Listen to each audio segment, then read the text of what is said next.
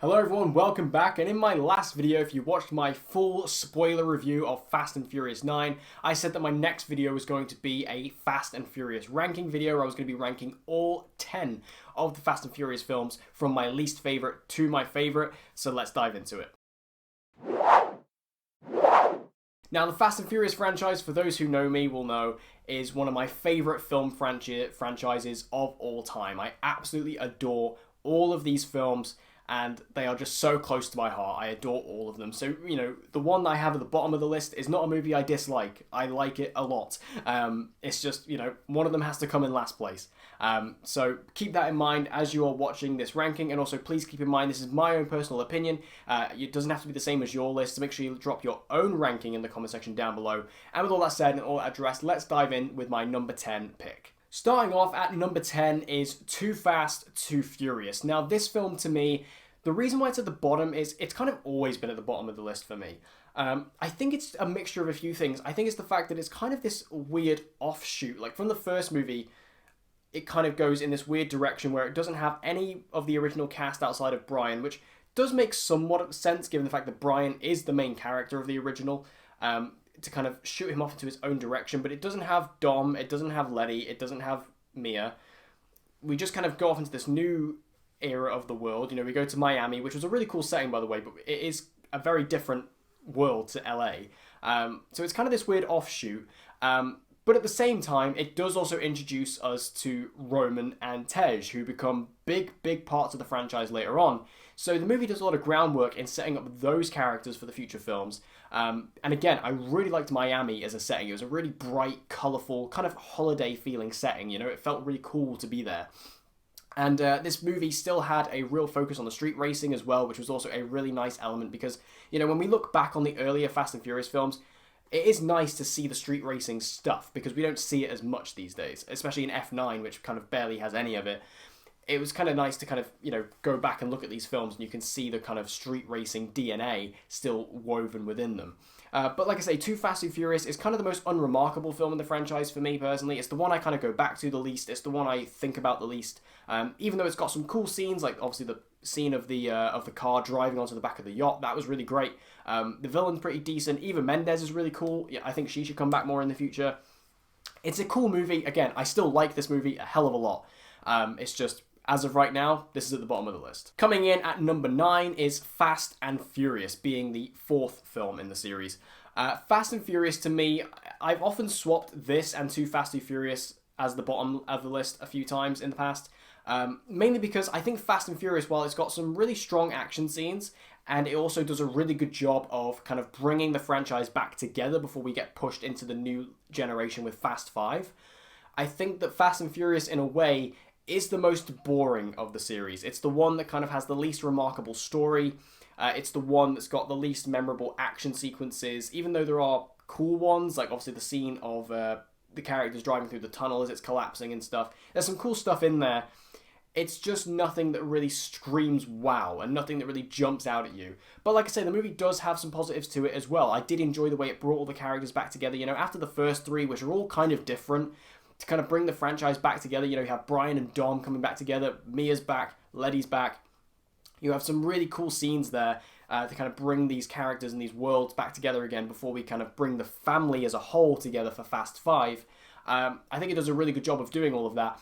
And I like the setting of this one. Braga was a pretty good villain. I think they did a pretty good job of handling kind of the story of it and how it kind of gets woven together. It's just, as a whole, this movie I think is pretty unremarkable in regards to the larger context of the franchise, and again, at times can be the most boring of the franchise as well. Coming in at number 8 is the Fast and the Furious Tokyo Drift. Now, Tokyo Drift I have a real soft spot for in my heart. Like, you guys know, I love Han, and I love the setting of Tokyo in this movie. I have a real soft spot for this movie. But in terms of the other movies in the franchise, this is unfortunately where it lands. Tokyo Drift, though, like, in terms of the original 3, I think has some of the best racing scenes. I think this is actually the best racing Fast and Furious film, because this one is all about the racing. Like, even though the first 2 are mostly about racing, there are also, like, there's kind of the cop FBI element to the both of them that kind of they're kind of using the street racing thing as a cover. This movie is about street racing. This one is actually about a character who wants to be a street racer, who wants to learn drifting, and goes into that world in a different country. So in terms of, like, if you like the racing side of it, this is a really strong movie in that regard. And then on top of that, Tokyo Drift also has a really strong cast. You know, even though Sean Boswell isn't exactly the greatest character in the world, I do kind of enjoy him. And then on top of that, the Tokyo Drift crew are just really great in this film. And of course, this is where we get introduced to Sung Kang as Han, who is arguably the best character in this series. I love him, and he's great in this movie. He's just so cool. Such an interesting character as well. And I also love the Tokyo setting. I really want to go to Tokyo myself, because it just looks like such a different world over there. And it looks so crazy and wild and, you know, really technologically advanced and kind of futuristic. And this movie really captures that as well. That's one of the things I really love about the Fast and Furious movies, is kind of each one has a different setting, and it captures it really well in the sense that it felt like how I feel Tokyo feels. Like, again, I've never been to Tokyo, so I don't know. But in terms of how I feel like Tokyo would be, I think this movie captures it really, really well. So for me, Tokyo Drift, it's a real standout in the series. It definitely doesn't feel like the others, and it definitely does feel like a spin-off. But it's a really strong film, and again, if you like the racing side of the Fast and Furious franchise, you'll love this one. Coming in at number 7 is The Fast and the Furious, the original. And this film obviously has a really strong, you know, point in this franchise, in that this is the one that started it all. This is the one that introduced us to Dom. This is what introduced us to Brian, to Letty, to Mia, to the crew, to LA, to the racing. It was just all introduced in this film and really laid the groundwork for the rest of the franchise. And, you know, this film's just really special because of that. This film is really special in that way because it's the original. And, you know, this movie has a lot of iconic moments. The final drag race between Dom and Brian.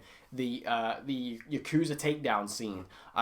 There's just so much in this movie. The freighter chase, you know, towards the end of the film, where Brian takes down the freighter, obviously with the VCRs. It's just got really, really good stuff in the movie, and it just has so many elements in it and so much DNA in it that really continues to permeate throughout the rest of the franchise.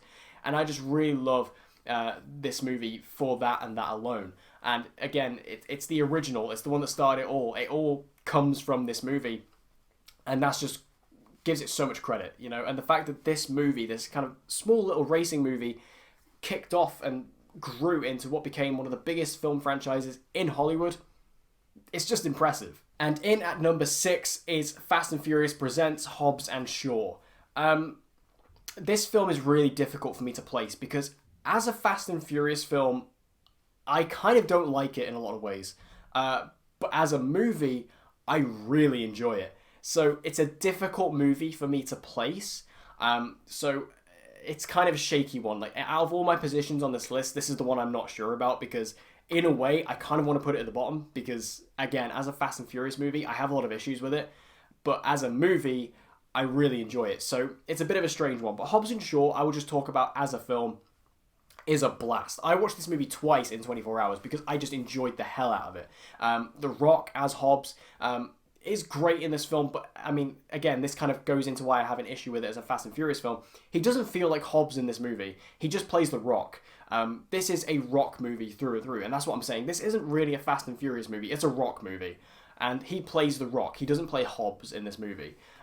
Even though he's great, and he's great at doing his rockisms, it's just not really Hobbs. And then you have, obviously, Jason Statham as Deckard Shaw, who does play Shaw really well, to be fair. He's good in this movie. But again, as a fan of Fast and Furious, as a fan of Han, I do find it hard to kind of get on board with Shaw as a character, because even though I really like him, I'm like, I don't want to be on board with you, because at least when this movie came out, you killed Han. So I don't like you. I like you as a character, but I don't like you as a person, because you killed Han.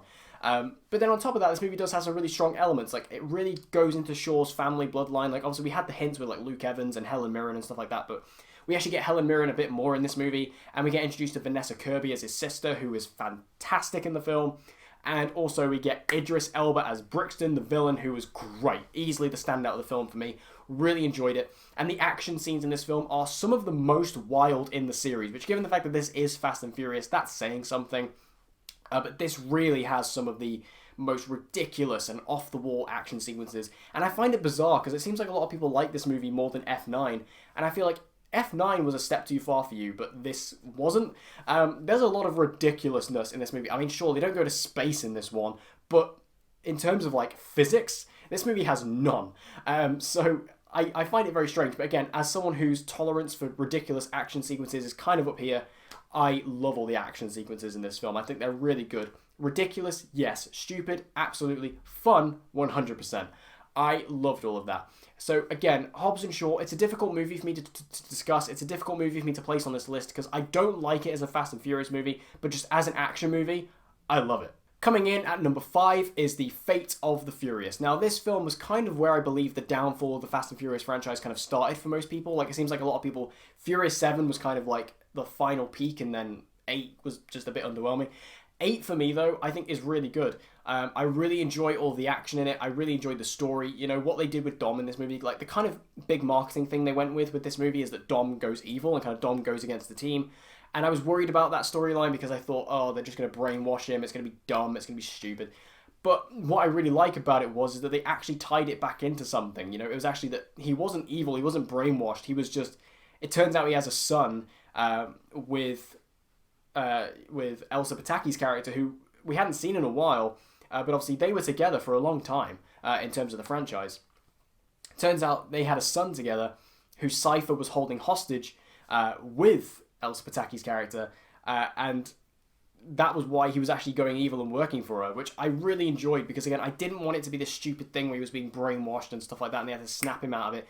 It was just a thing. He had a reason why. He had a reason why he was doing what he was doing, and I really enjoyed all of that. And it was kind of an interesting movie because we got to see the team function without Dom. We had to see we had to see the team work without Dom, and it kind of put Hobbs in a leadership position and also Letty in a leadership position, which was really great to see. And the action was great in this as well. Like, we had some really strange but great action sequences, like the submarine chase and stuff like that. All the cars kind of crashing into each other in New York. It does also take the franchise to New York, which is something that was a long time coming as well. So we finally got to see that come to fruition. There was just a lot of really great stuff in The Fate of the Furious, and I think the real standout of the film was The Rock and Hobbs. Hobbs and Shaw. Like, they were the standout, and I completely understand why they went with this spin-off idea, because their scene together in the prison is fantastic. It's so funny, it's so well done. And, you know, I was always worried, because they spoke about doing a Hobbs spin-off for years, and I was always like, oh, I don't care. Like, I don't really want a Hobbs spin-off. Like, I don't need it. I just need the Fast and Furious movies. I don't need spin-offs, really. But when they said after 8 that it was going to be Hobbs and Shaw, I thought, okay, I'm on board with that because these two together are great. So yeah, that really set up a lot of great stuff. And Jason Statham's character of Deckard Shaw, who does return quite heavily and prominently in this film, who, as I said before, I do have issues with this character. He's great in the film, and he does deliver arguably the best scene in the movie with him rescuing Dom's kid off the plane. It's fantastic. It's so funny. It's got great action. And it does actually help to make Shaw a bit more likable, because in this film they do reveal that Shaw actually isn't really a bad guy necessarily. He's kind of just this agent who kind of went rogue, and he's actually not a bad dude. And this movie kind of helps you to get on board with Shaw a lot more, even though I'm still never getting over the fact that you killed Han, even though you didn't, but you did. I'm still not getting over that. This movie does a lot to add to him, and I really enjoyed all that. So 8 for me. A lot of people found it underwhelming. For me personally, I still enjoyed it a hell of a lot. Alright, so now we're getting into the real heavy hitters. Number 4, Fast and Furious 9. So this is where it lands. Fast and Furious 9, I'm not going to talk about too much because I've got a full 30-minute spoiler review on the channel. So if you want to see my full thoughts on F9, you can check it out. But Fast and Furious 9, I absolutely loved it. It was totally worth the wait, and it did so much right by me, even though, again, there are a couple of little issues I have with the film, really small things. None of them really take away from the majesty of this film. I absolutely adored it. It was totally worth the wait. It's my favourite movie of the year so far, and I loved it. But if you want to see my full thoughts, check out my full Fast and Furious 9 spoiler review now on the channel. Now, bringing us into the top 3 is Furious 7. 7 is just... it's kind of the magnum opus of the series in a lot of ways, because 7, obviously, was a very important movie for the franchise, because this was the film with the final appearance of Paul Walker as Brian O'Connor. And the way that this film handles Brian is beautiful, because obviously they were kind of halfway through this movie shooting it when Paul Walker tragically passed away, and they had to make a decision. Do we just end the franchise, and do we end the movie and just not continue, or do we finish it?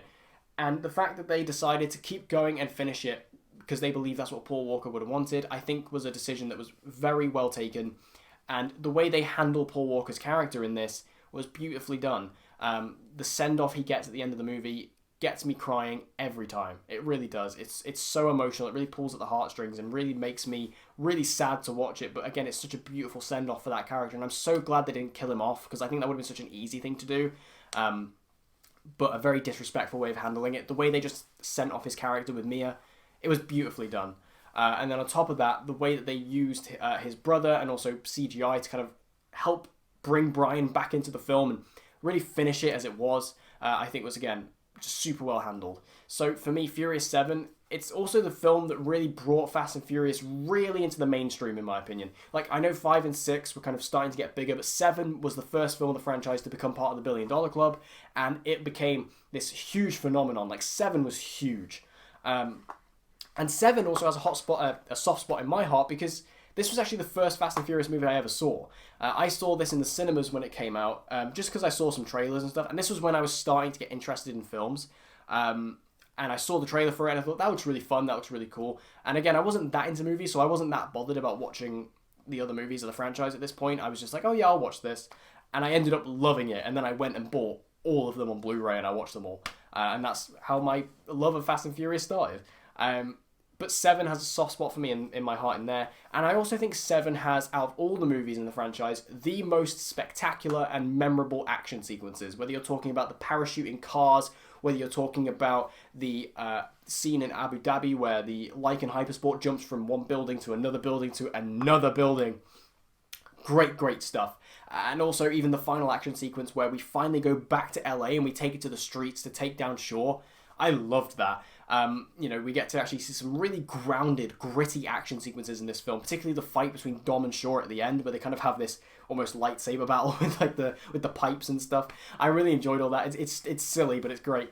And again, I think the action in this is the most memorable of the series. I think the parachuting cars, that whole sequence, they took a lot of the famous Fast and Furious cars, like the Charger and the Impreza WRX, to kind of make them a bit more rally-esque, was great. It really fitted the personality of the characters, and really each car that each character had really fitted for them personally. And again, just the parachuting thing was really great. I love the sound design of it as well. I love the fact that when they're dropping, you can just hear like the wind and stuff. It's great. And then again, the scene in Abu Dhabi, it was just great. Like, I love how that scene is kind of this big party, but then at the same time, you can just look at the background. It's just dripping with wealth. And then you see the Lycan Hypersport, which is a super rare, super hypercar. There's only 7 of them in the world. And of course, one of them is in this place. And they get to use it just to kind of escape in this amazing action sequence, and it's beautiful. So for me, Furious 7, again, I love this film. It's so special to me, but it isn't my favorite of the series for a few reasons. But again, it's a great film, and again, as the first one I ever saw, definitely will always have a special place in my heart. Coming in at number 2, and this may be controversial, Fast 5. Fast 5 isn't my number 1. Fast 5, though, I mean, this is what the franchise stands for. This movie has absolutely everything in it. And what I love about 5 is this is the film that really took the family to the next level. This has all of the classic characters in it that we all know and love, and also brings in so many other side characters from films that we've seen, and also from the Fast and Furious shorts that we'd seen in the past. This film not only brings back our LA crew, it not only brings back Roman and Tej, who we hadn't seen since Too Fast, Too Furious. But this film also brings back Han, who, he's in Fast and Furious, but he kind of is a smaller role in that film. This brings him back in a big way. This brings back Giselle, who again we hadn't seen since Fast and Furious as well. She comes back. This brings back Leo and Santos. Everyone is in this film.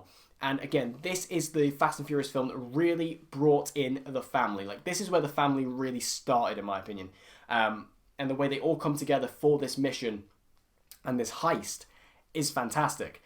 The setting of Brazil is one of my favorites in the entire series. Brazil is such a beautiful city, and seeing it really the highlight of this movie. It is really well done, and again, it's a great setting. I love the Fast and Furious movies and their international settings, and Brazil is easily one of my favorites. It's just a beautiful, beautiful setting to kind of take a big action movie like this and bring it to Brazil. It's fantastic. Also, this has a massive character introduction with Dwayne Johnson as Hobbs. Hobbs, this is his best film by far, in my opinion. Even though he has his own spin-off that is pretty much all about him, this is by far his best movie. The fight between him and Vin Diesel, iconic. All of his action sequences, really fun. And also in terms of Dwayne "The Rock" Johnson's performance as Hobbs, this was the most Hobbs character he had ever been. As I said, as the franchise has gone on, he's kind of just become The Rock, which I don't have a massive issue with because I enjoy some of Rock's films and I enjoy him as The Rock. He seems like a great guy. But in this, he actually played Hobbs. Like, he played a character in this, and I really enjoyed that. He was just a great introduction. And he does kind of steal the movie. Like, he does kind of, every scene he's in, your attention is on him. But it's just great. And all the other scenes in this film just absolutely nail it. I feel like that they just really took everything that was true and great about Fast and Furious, with the racing, with the action, and brought it all together in this film. I understand why so many people have this as their favourite and as the best Fast and Furious film, because it really is the perfect blend of everything.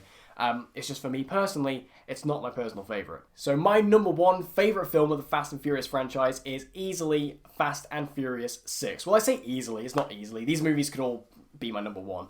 But Fast and Furious 6, it's just the one I've always rewatched the most. It's the one I've gone back to the most. It's the one I think has, even though I think 5 is the movie that really brings the family together and takes them to the next level, 6 is really what takes what 5 established and completely runs with it. Like, 5 had to establish stuff, but I think 6 does what 5 does even better.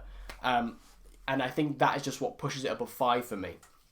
Again, this film has all of the family back together once again. But it has one key element that 5 didn't have, which is Letty. Letty obviously wasn't in 5, as she dies in 4.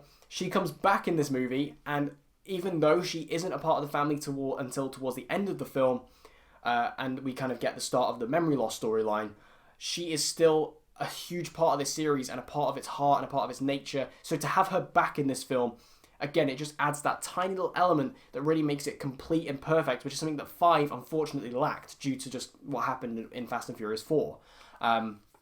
On top of that, the action sequences in this film are kind of similar to 7. I still think 7 has the best action sequences in the film, but 6 probably a close second. The way you have the really long motorway chase, you have all the great racing sequences at the beginning of the film and also in the middle in London. You also have the big plane takedown at the end. This movie just has so much going for it. And on top of that, the family are really brought together in a great way in this film, because I feel like this is where they're at their absolute peak. Again, everyone's in this one, and it just feels great to have them back together in that way.